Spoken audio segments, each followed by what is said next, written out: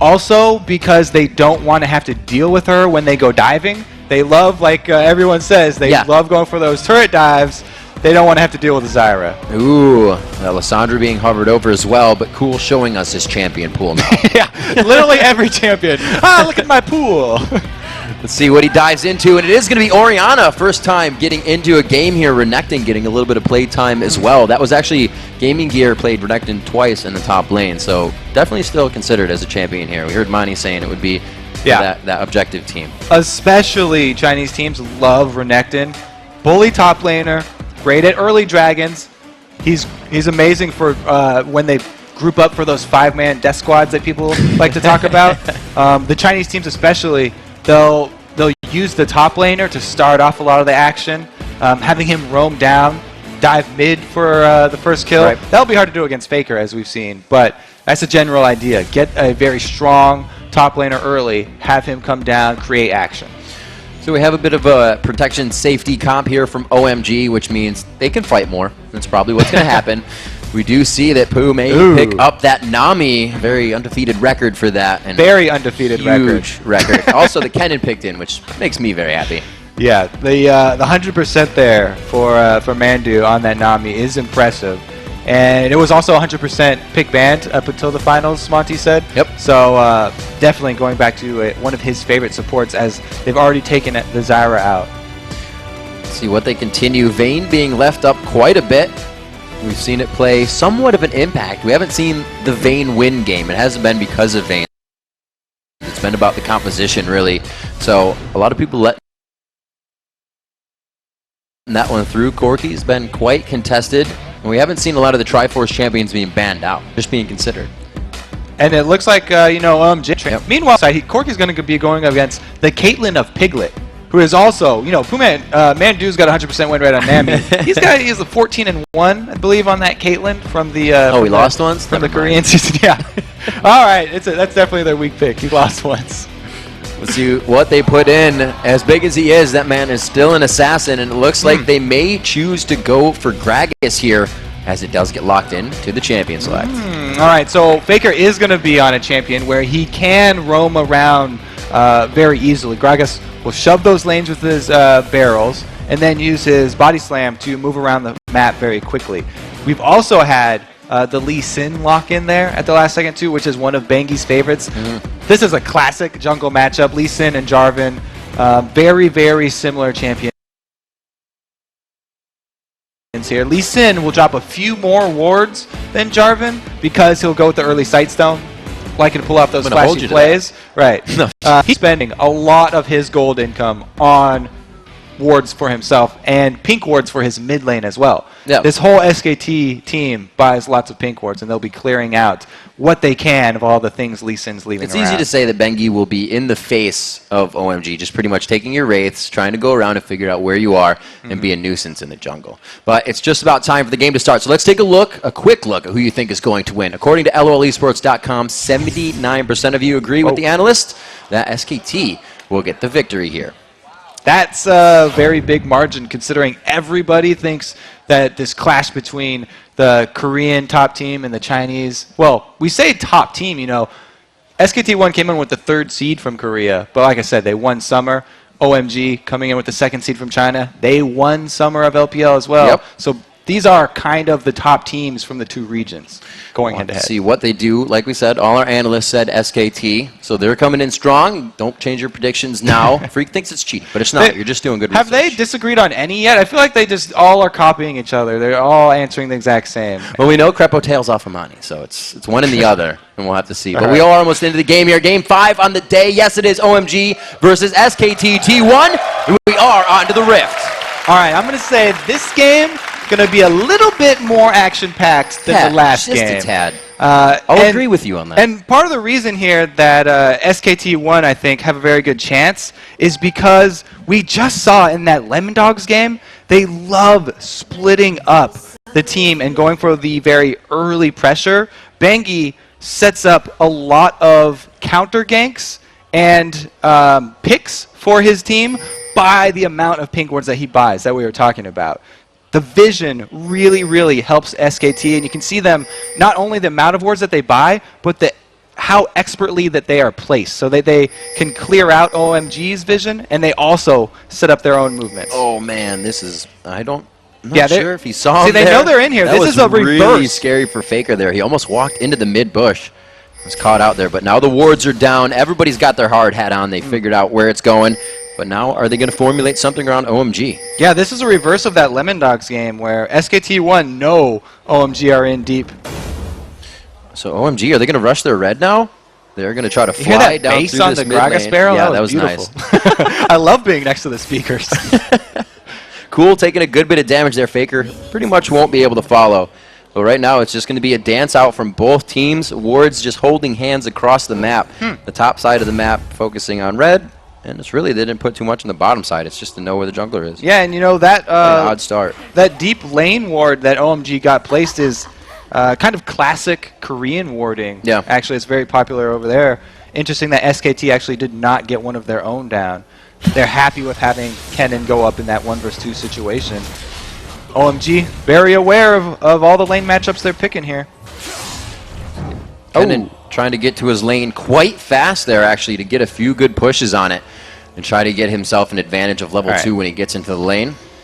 You can see OMG there maybe having a bit of trouble. We're going to get them locked up and figured out. So in the beginning of the game, pretty much the orthodox wards, we saw wards doubled up on both in front of the red, or the side of the red and back of the red. Top side on the red. So on the red. There's enough red there if you can figure it out. They are at the red buff. All right. Distinguish that. So the information they got from that is going to allow them to go at this Kennen who started the Doran's Blade. So sustain only coming from auto attacks. In a 2 versus 1 situation, That's danger. you don't get off a lot of auto attacks. Right. So I do like that they're sending their AD in support versus this Kennen here. I mean, as a Kennen enthusiast yourself, would you like going up against a Renekton there? Much rather have that matchup? Oh, Renekton? Absolutely. Especially if you want to just auto-attack things. Get your shuriken up, easy W damage all day long. And you actually give Renekton a hard trouble. Then level 6 hits, and the game's over for Kennen. 2 minutes in, we'll have to see what these guys have. See if that kind of threw them off their guard. Looks like nobody's trying to do anything too crazy. But Bengi over here, getting himself in the jungle again, over the dragon wall. Looks like he's going to go for that red buff. But he was seen. So they pinged him out, but they don't really have anyone there to not collapse too much to work. because Loveland's doing the exact same thing here. You know, both junglers are aware of each other's movements here. And the interesting thing is that going on that Renekton did the wolf camp, so he's up 1 camp at least on Kennen already before he went all the way down to his lane because he just figured, I'd get zoned out anyway. It's a Caitlyn with a Nami there. Nami's so scary when she can get side bush control. Yep. Those bubbles, the Aqua Prison, you can dodge them if you see them coming, but man, coming out of the jungle, or coming out of the brush, very, very, very hard. We'll see how Poohmandu and Piglet play that bottom lane for them to get that control. Oh, where'd he go? Already level 1, they knew they had impact back. Forced to flash. You don't take that rush as Kennen to level 1. It looks like he's going to be going down very fast to San there, and it looks like they may be able to continue. Bengi trying to help. This would be a double buff transfer. He hits the Q. He follows the Sonic Wave, and he gets the safeguard out as well. They've just stolen double buffs. We talked about this being classic Chinese meta before in the OMG's earlier game. They again pull off another beautiful 3-man tower dive.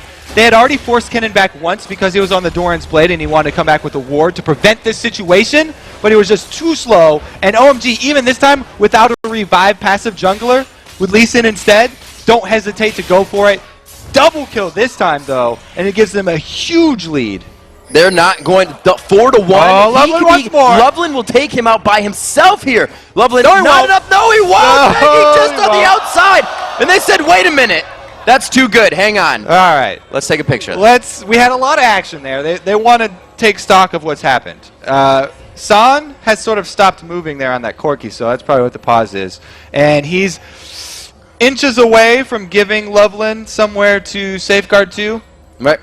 Don't think he's going to be able to get there in time. SKT1 look like they're getting back a kill right here, and possibly that, well, if they get the kill, they'll get the double buff. And this is Bengi making the right moves now that he had to be flashed out of that. He did go down, And this is Sans mouse problem as well, to update really quickly. We're getting that fixed out. So you kind of need your mouse as an AD carry, or anybody on the map. But we saw Bengi coming back there instantly, knowing that a kill happened in that lane. And some say, you know, the solo queue mentality, if the lane's losing, you leave it. But he came back, and they may get something off of this now, of that persistence. Yeah, that's a really, really unfortunate time to pause it there. Oh, well.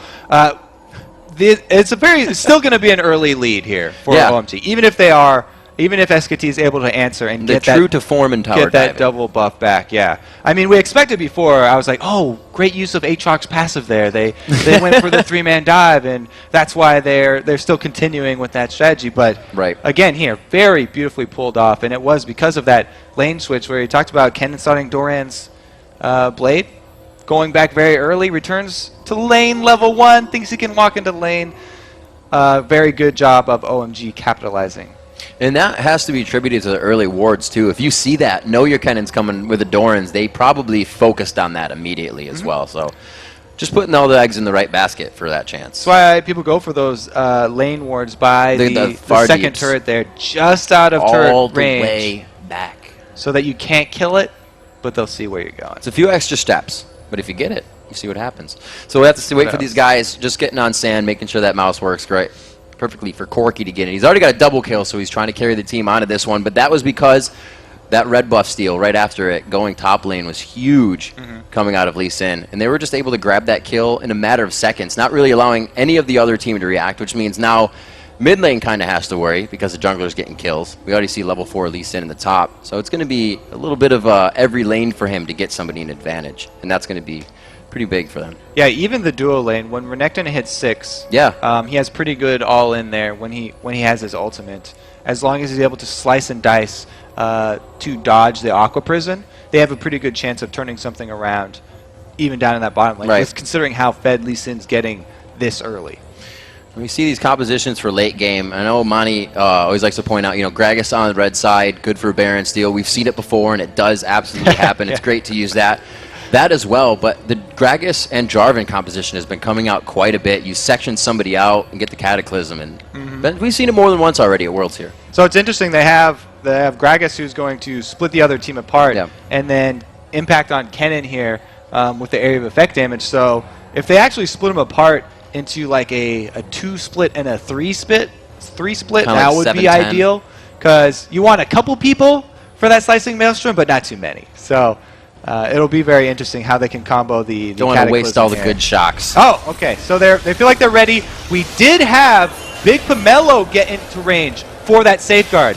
So the day was saved here by the support. Big Pomelo able to get those few steps that San could not.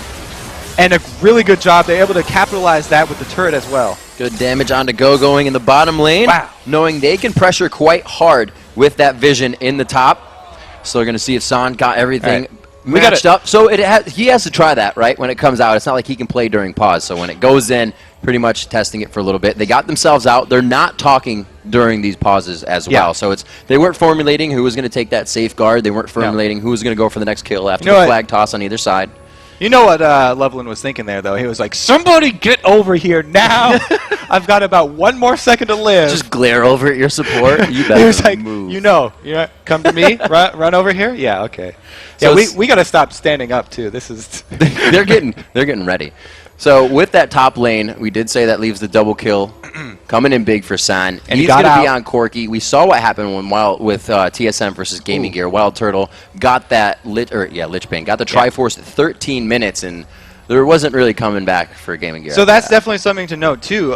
When Gaming Gear had, they were going Trinity Force builds. They had, Ezreal, Deadly Brother was sneaking a Vamp Scepter in there before he completed his Trinity Force, and actually delayed his rise in power a little bit. So I think that San, with getting the first 2 kills like that and this huge lead, especially with the global gold from that turret, going to go right for that Trinity Force, try and get that thing as soon as possible, and then they're going to start that roaming death squad that the Chinese like to pull off so much, and make use of that early power from the Trinity Force Ezreal. No, I'm not sure. Corki. Yeah, right. I'm not sure if Kennen actually hit level 2 in that fight. So what do they do now? Yeah, he's level 1 still. Yeah.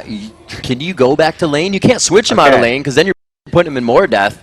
he's always going to need help, or is that the lane you're kind of like, good luck, brother? So now comes the point where got to look at how they left the minions. If the Chinese team was very careful, then it won't be pushing too hard. I think it is headed toward SKT's side. So SKT have this decision right now. Do we freeze this lane, just try and last hit at the very end of the minion life, or do we try and shove it back in and then get it as far as you can bring go? Kennen back down? Usually, you'll like to, if you can, defend the dragon and defend your other objectives.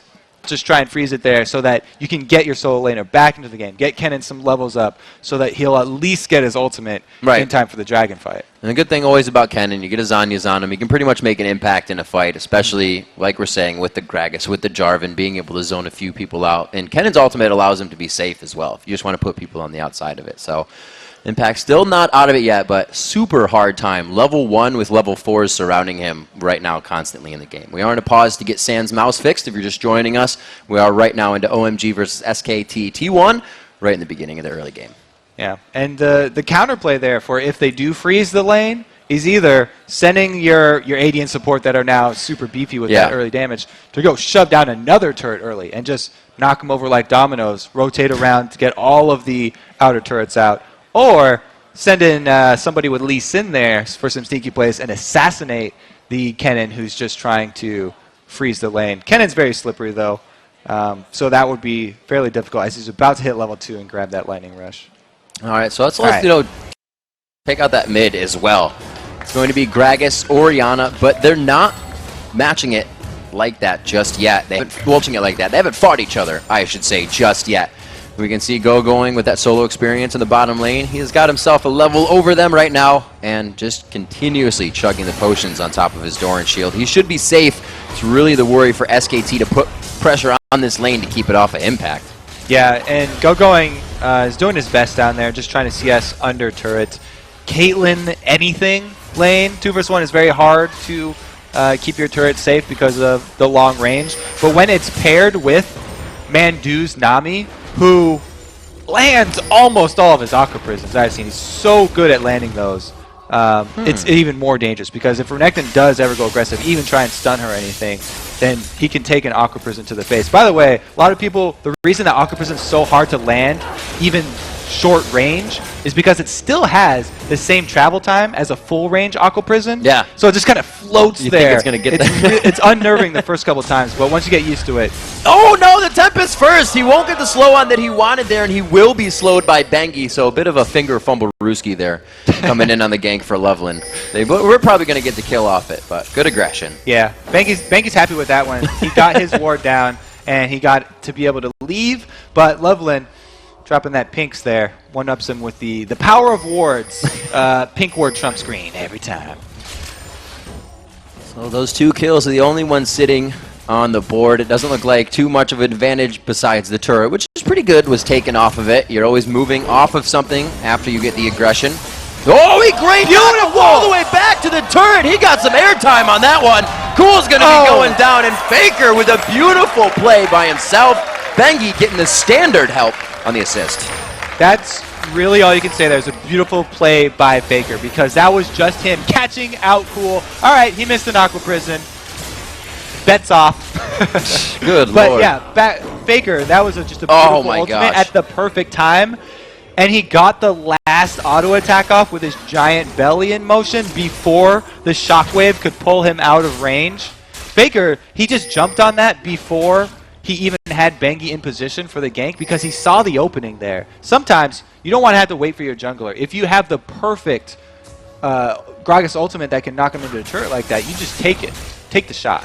You saw Bengi there soaking up some experience on it as well. Faker feeling very confident in that play now. You see it happen once. The guy has a chalice, bought the Fiendish on the way back. So he did that with his first inning. Great. And it's a cool wasted flash on that one and his ultimate. So he's got safety to come into that lane. Going, pressuring onto Impact. And this is still 6-4. I'd figure Going would be going a little bit harder on Impact right now, but it looks like he's giving him an easy time. Hey, he got the level 6 there. Yep. Goes into trade after he's built up his Fury. That's really when you want to go aggressive there with Renekton, when you can get off 2 empowered abilities. Oh, I thought Faker was going to go for a steal.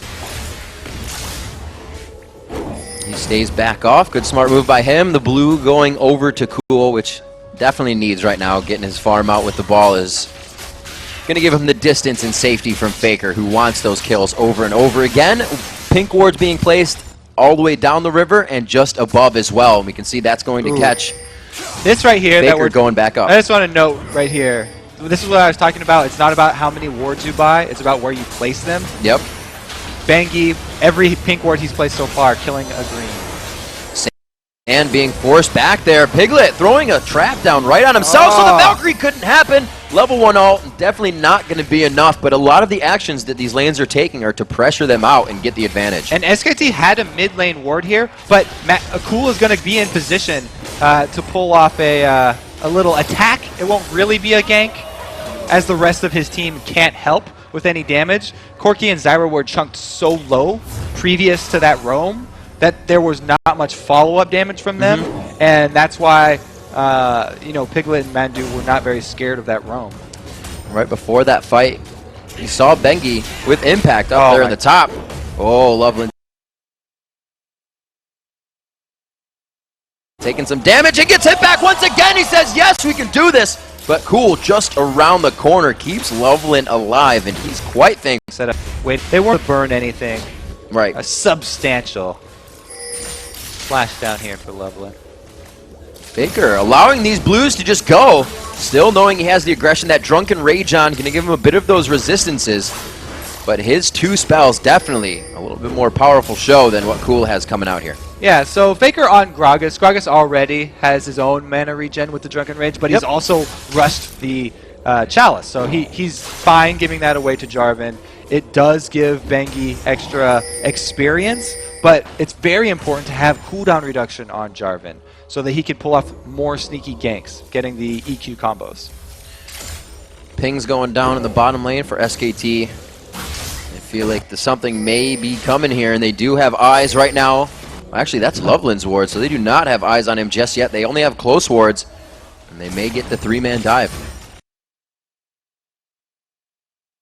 So this is a little bit more dangerous of a turret dive, but we have dual level 6s. Quite big. Where's the Aqua Prism to come out? Piglet goes down. Stranglethorn can get him just on the edge. Is there a kill there? The barrier comes up. Oh, and it's going to be the resonating strike from Loveland.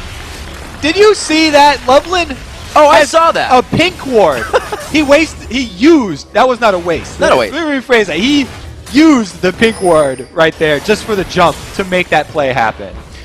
Jat was saying, with these teams, the Chinese and the Koreans, the mid laners, the junglers pick up a lot more pink wards. We can see it here. We saw it affect the game just a bit ago. And once again, connection on the Sonic Wave and resonating strike to harass and aggress down to the SKT. OMG in a very good position right now. Loveland doing a great job getting both of his side lanes going here.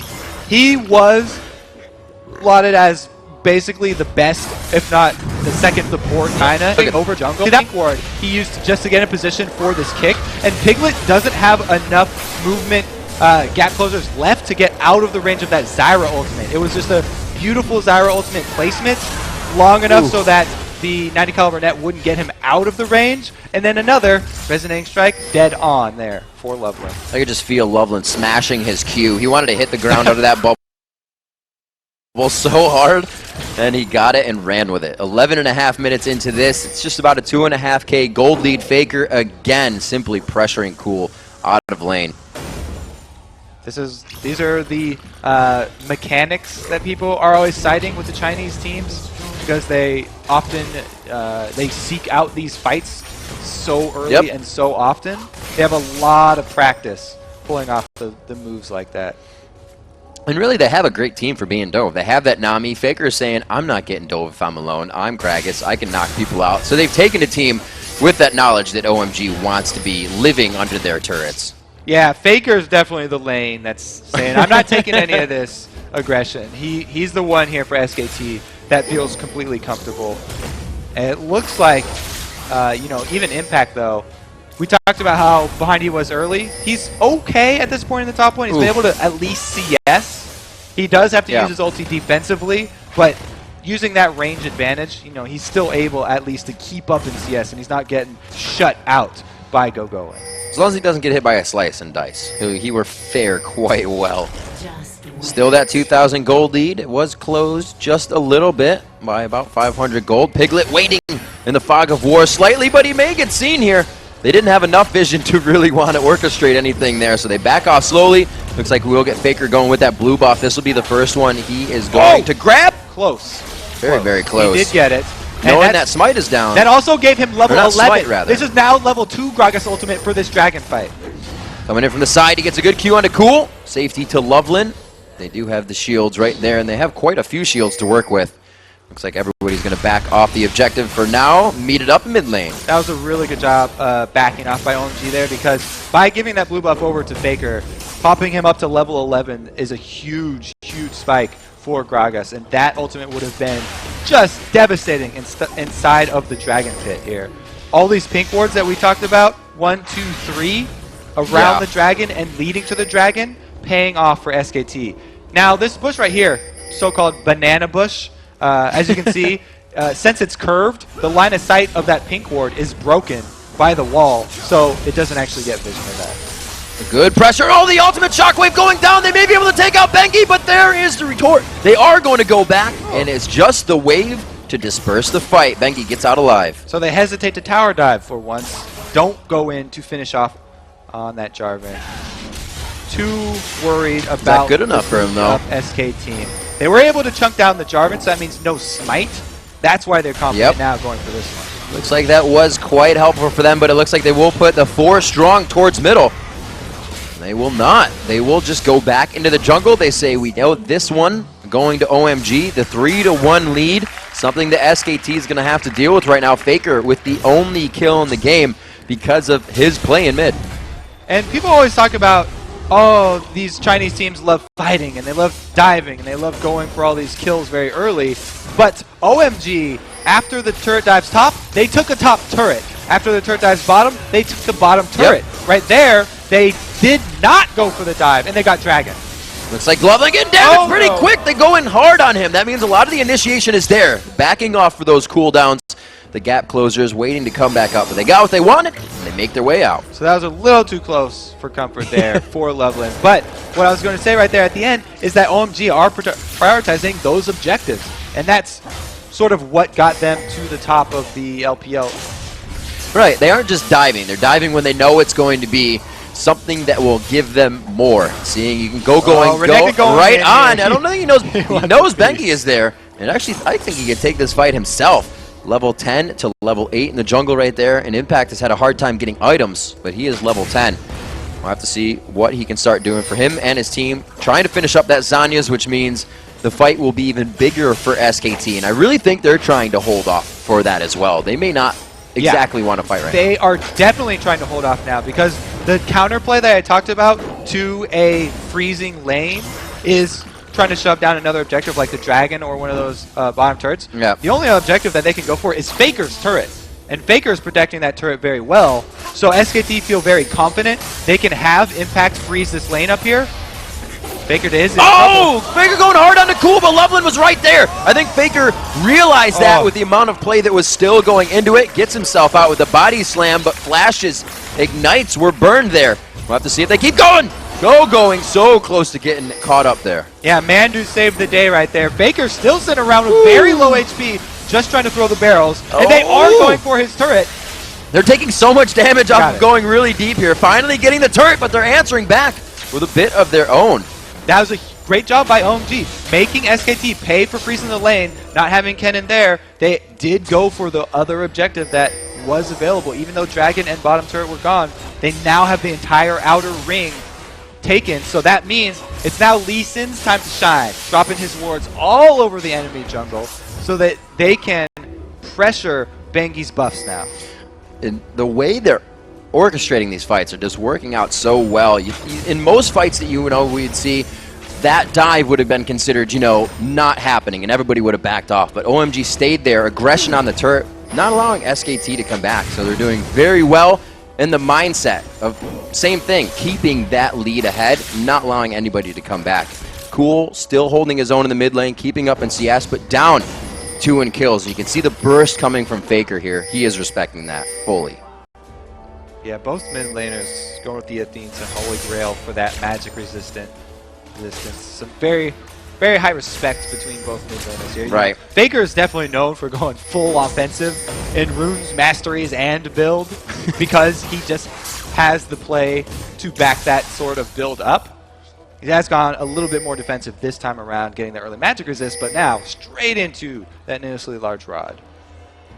So the kills slowed down somewhat. OMG not really on the dive anymore, seeing that kind of defensive composition come about here from SKT. They are still getting the turrets, but the dives aren't as big.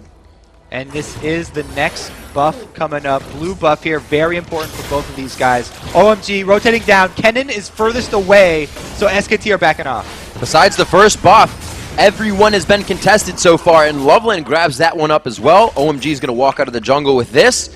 They went on that just with the vision of them moving. They didn't have the ward yet until they got there. You know, they denied it from Faker. That's pretty big. They weren't able to put it on Corki, who is actually their preferred blue buff holder right now, even over Orianna, because Corki, post level 11, when his ultimate is level 2, it's extremely strong, and cooldown reduction speeds up the time at which you can acquire new rockets, so you charge them up faster, and you can also shoot them faster. It reduces the shoot time for them. So his power spike with cooldown reduction is huge.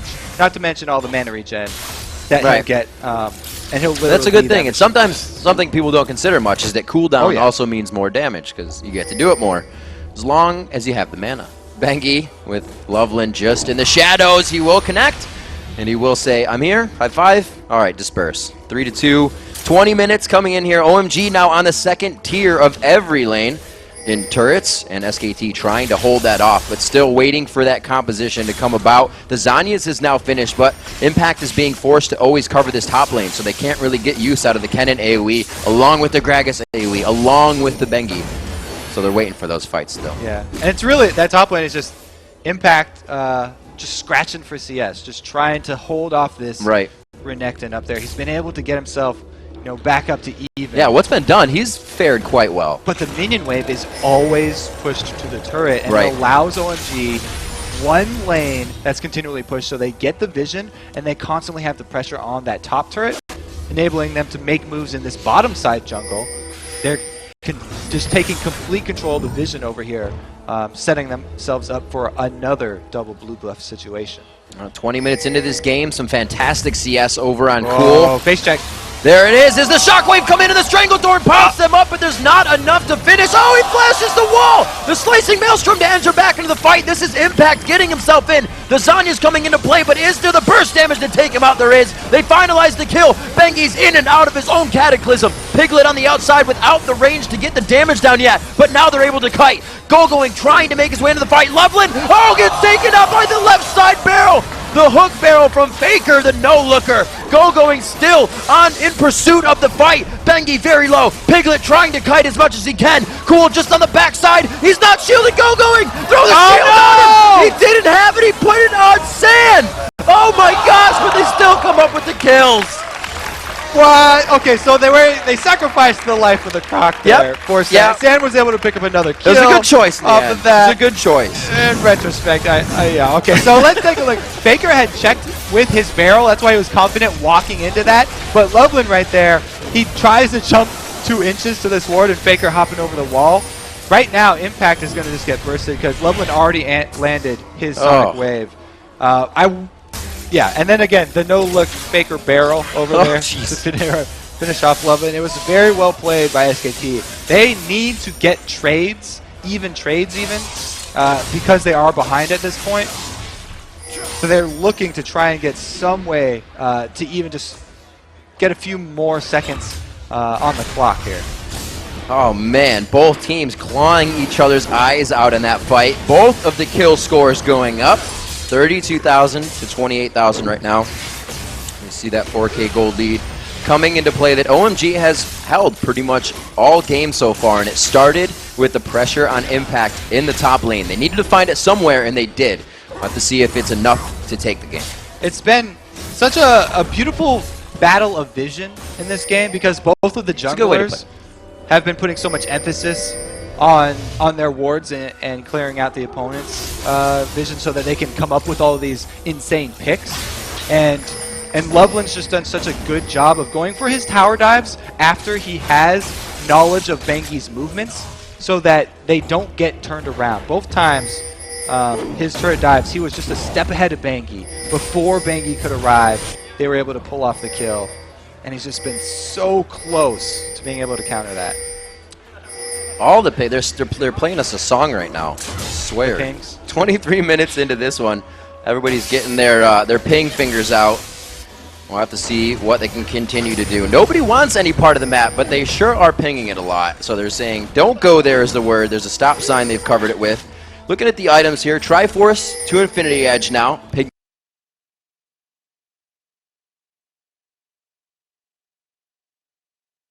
Getting his Caitlyn into position to really start carrying the game. But the fights are always moving. None of the AD carries have had a big impact. San getting an early double kill and turret because of the very strong early game there from Loveland. Just meant that this has been his show for the first 20 minutes. His show at OMG's jungle. They're moving around constantly to make sure there are no wards. They're not just saying we own the jungle, we may escape on a ward and they'll see us. They're making sure there's nothing there whatsoever.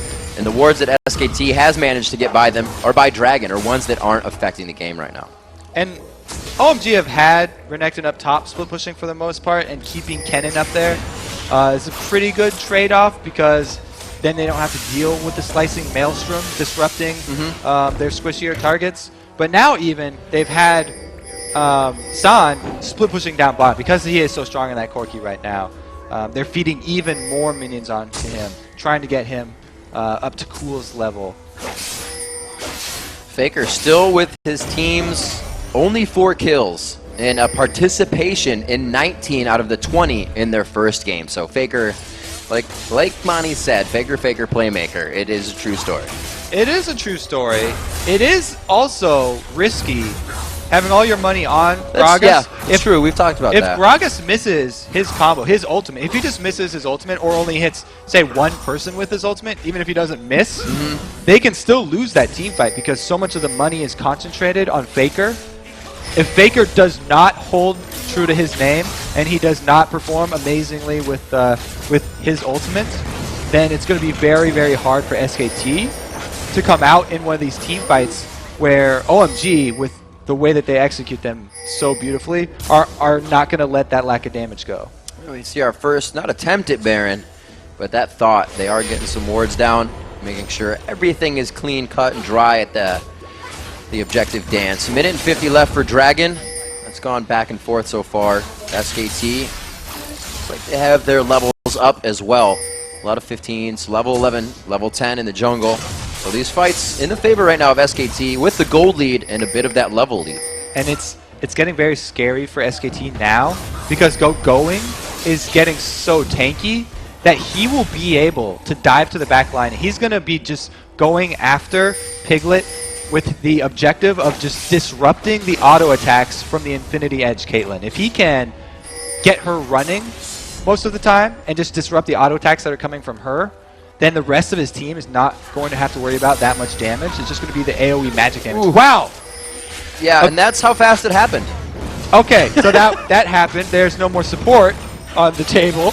Beautiful job by Cool. Faker even tried. So this is the thing, though. He used his Shockwave. Yep. So yep. That is at least a cooldown, a very important cooldown that won't be here for OMG. It is a very big cooldown because a lot of what happens with SKT is displacement, is allowing your team to pinpoint that one person. So if Cool can't ring them back in and allow his team to get the safety, they may not even want to fight this one either. We can see him clearing the camps. Loveland actually has worn a path in the jungle. He's not been fighting anybody lately. He's been clearing wards with an Oracle. And I guarantee he's made that money back so far because he is left and right. SKT the bad spot. They do want to engage. Strangledoring goes down. That is a huge dissonance in ball movement coming in from Cool. But they all get pushed back. Cool just went for another ride, and now they may be able to engage. Piglet, Faker, and Impact now grouped together, but it's Going coming in. The Shockwave misses. Everybody was out of range of Going, but the damage is still there. OMG is putting fear into SKT. Now Piglet's really far in front here. These guys still trying to engage slash back off, and they finally figured out that they don't want to fight anymore. It's 2-1. Loveland's down, and that's really been an impact of their playmaking. Okay, so SKT right there, what they were looking for is an opportunity to get back in this game by picking someone off, and that's why they went for that fight overextending. The reason that they did that is because of all the work that Loveland did clearing out the vision in this lizard side jungle for them. They had no idea that Renekton and Zyra were going to come from the top and flank them. They were just looking at what's in front of them with all the vision that they had, everything, all the information that was available to them. They felt like this was the point for them to make their move, get back in, but because Go-Going had not recalled and he was still there, they were able to turn it around. All right, Kobe, so I got to say it right. Lee Sin did pick up the Sightstone, and he is going to be putting more wards down than Jarvan. So you got me there. I gotcha. He also is getting more oracles. Yeah, that's a guaranteed as well. However, Jarvan has the aura item, so he's bringing to the table area of effect magic resist and a little shield. Yep. We'll see what comes into play if they even have Bengi in the next fight. It has been OMG trying to pick off SKT at any given time. Still moving in a pack in the top lane. You have Go-Going and Loveland, both good at gap closing, both good at taking out somebody by themselves. But together, that is a huge force. With Caitlyn in the bottom lane, we're seeing pings for a Baron dance here. Make sure it's clear, make sure they may be able to do something in a few minutes. And the play that SKT is going to have to rely on here is going to come from Faker. And he's the one with the burst damage. He's the one with the surprise abilities. Everyone else on that team is fairly predictable damage. Caitlyn's gone auto attack build where it's the classic Infinity Edge Phantom Dancer. That maximum potential damage. Yeah, the later game crit damage there. Just wants to be constantly firing auto attacks. And Kennen has, true to most Kennens, has rushed that Hourglass, which is not a huge damage spike. And it also, you know, while it's safer, it does root you in place. Give the team a little bit of time to assess the fight, as well as let Kennen's cooldowns get out and come up. But that's going to be a big focus when he goes in if that Grag Assault cannot disperse. A lot of things have to happen for SKT here to get into these fights. But OMG is probably going to make that happen for him. They're just going to have to react quickly enough. 45,000, 45.5 now to 38.5. So you see even a 7,000 gold lead. It has not gotten any smaller. SKT has not been able to close that yet. And Corki has stacked on top of his Trinity Force and Infinity Edge of damage. his own. Just damage. And another BF sword that will probably be turned into some lifesteal DP. And he's also grabbed up the Sork boots for himself. Yeah, that was an interesting move that, you know, that they went with in Korea. I favor those boots of lucidity because of that cooldown reduction I talked about, helping out his ultimate so much. Really, the attack frames that you save on firing those missiles from cooldown reduction actually increases your DPS a lot. All right, we'll see what he can pull out with the Sork boot purchase. Looks like he may be trying to finally go for a Vamp Scepter after that. Get his Bloodthirster in, because he does not really have too much sustain right now other than what he's running in runes. You can see him standing back very far. The team may be spread out, but you can see he's still behind the line of offense that his team is creating. Looks like everybody to move around. I think they're playing each other right now, saying, you're not going to do Baron, we're not going to do Baron, let's just farm things. Well, OMG look like their game plan is continually pick people off. Right. They don't feel like tower diving as we've seen like they did earlier in the game. Yeah. They only pulled that off because they felt so confident in Loveland's ability to predict where Bengi was. At this point, the tower dive is very risky. They know that they have a very good lead, and they don't want to just throw it away under a turret. So they're doing their best to just use the vision advantage that they've already gained to continue to increase their gold lead and open up the opportunity to, again, catch more people from SKT off guard here. This is really going to turn into a point where someone makes a bad rotation, and that few seconds is going to cost a Baron, or that will be the dive, or that will be the turret. I mean, you have to consider the longer a game ever goes for a losing team, it's almost helping them out. And yeah, it really is. The gold leads mean less, as people always say, as you get later and later into the games, because the relative difference in power gets smaller. You know, the reason that they have Faker continually coming down here to clear out this bottom lane, which is furthest away from Baron, is because Faker is Gragas, like we talked about his mobility. He uses his body slam to immediately get out of vision of OMG. even though he's not up with the rest of the team at Baron, he's not in OMG's vision. So they don't feel confident enough to go for that Baron. And that threat of a Gragas ability combo steal is so big.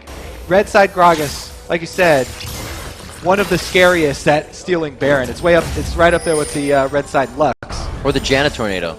Or the level 1 the level 1 Janet Tornadoes coming from Bloodwater. 33 minutes into this 5th matchup here at Worlds. It is OMG versus SKT. If you've missed the first part of the game, it has been quite back and forth. The kills have slowed down up from a level 1 engagement on Impact in the top lane. They went at him twice as a level 1 cannon, and that has just built this game up to now. 33 minutes in, a 7,000 gold lead that OMG has been able to work off of that. Faker has had big plays in mid, but right now it's about this Baron. So Going's trying to divert SKT's attention to red buff as they're taking Baron, and they don't get the vision in time.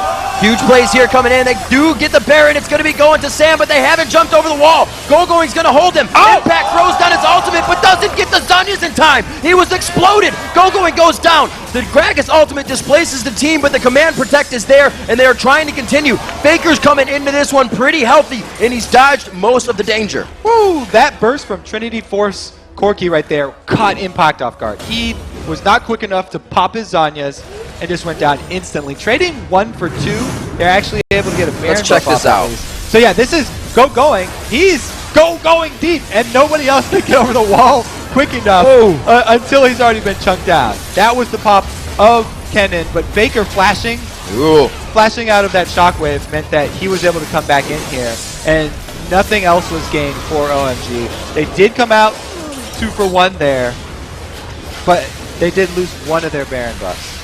OMG playing this so smart. We actually just saw San chasing Faker out of that blue buff area so they could grab it. During that fight, it was only San and Faker that were level 18. There were level 14s in that fight. I believe Piglet was 16. Others were 14. This 12 still coming in for Bengi. So the damage that San is doing is also just scaled by his levels right now. His items, just a bag of chips. Yeah, well, it was all that damage that helped him take the Baron down so quickly. Oh, yeah. That was very, very strong call from OMG, going to just try and rush that Baron down versus that Gragas team. Taking advantage of the lack of vision there, the small lapse where you can only put so many wards over Baron before OMG either picks one of you off, or you have to give up the vision for a small amount of time, and they were able to just take it quick enough. And really, OMG is playing the multitask game. They're saying, SKT, can you do this? Can you do this? You know, they're doing Baron. Let's throw one of our players at 4 of yours. And that was huge play, like you said, by Going. And OMG is keeping that mentality just on the ball. I mean, that's why OMG often takes all these champions with dashes. We just saw there, Corki and Lee Sin jumping back over to back up Going so that they were able to go even in that fight. If they had to stop that Baron quicker before they were able to finish it off, they could easily catch someone out. Throw a Zyra root over the back of Baron as they're trying to ward in, and a Lee Sin plus Renekton plus Corki jumping over the wall with an Orianna ball on them means that they have their full damage potential right at the edge of the Baron wall, and it's so dangerous for SKT even to get near that wall to ward over.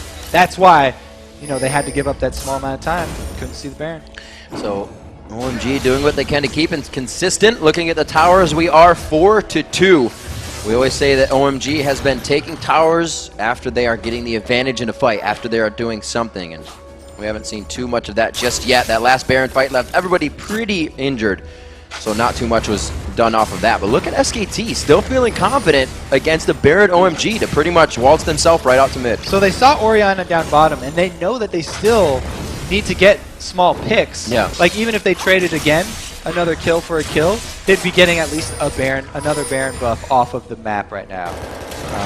So they're edging up a little bit, but they don't want to overextend here. This is very uncharacteristic of OMG, I have to say. Like, coming into this, everyone's hyping up how they're so ready. They're always ready to go for the fights and the tower dives, but they just have so much respect for this SKT1 team that they aren't rushing into it, and they don't want to throw this early lead.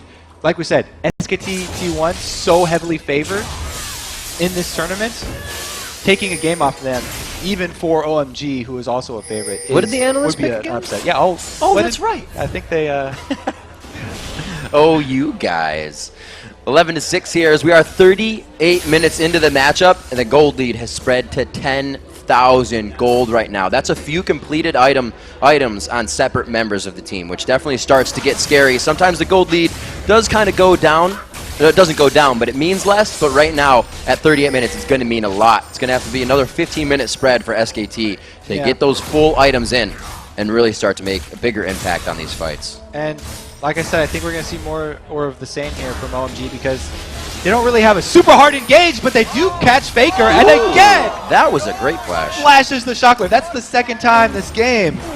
Third time. Flashing shockwaves all day. All day. 38. The time is ticking very slowly. I'm pretty sure it was 38 last time I said that.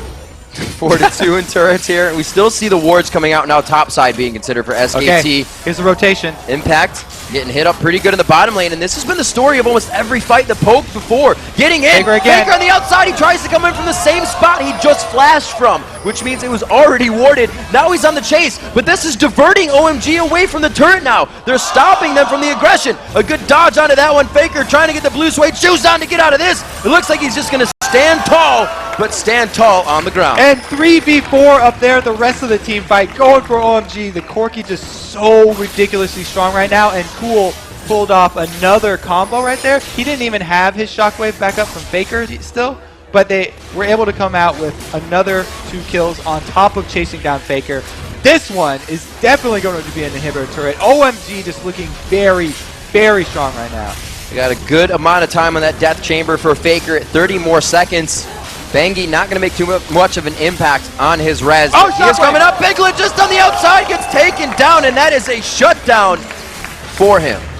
Now they're just going to go on Nexus turrets here. They've got 3 main members still down. Death chambers too long. Going in Impact, trying to make a big play here. He throws down the Zanyas, but maybe a little too early. Everyone was able to walk out. He gets zeroed, surgically removed from the map. There goes San with the double kill coming in. The Nexus is open. It's over an 11,000 gold lead of OMG to take out SKT T1. Beautiful play there, and there's very little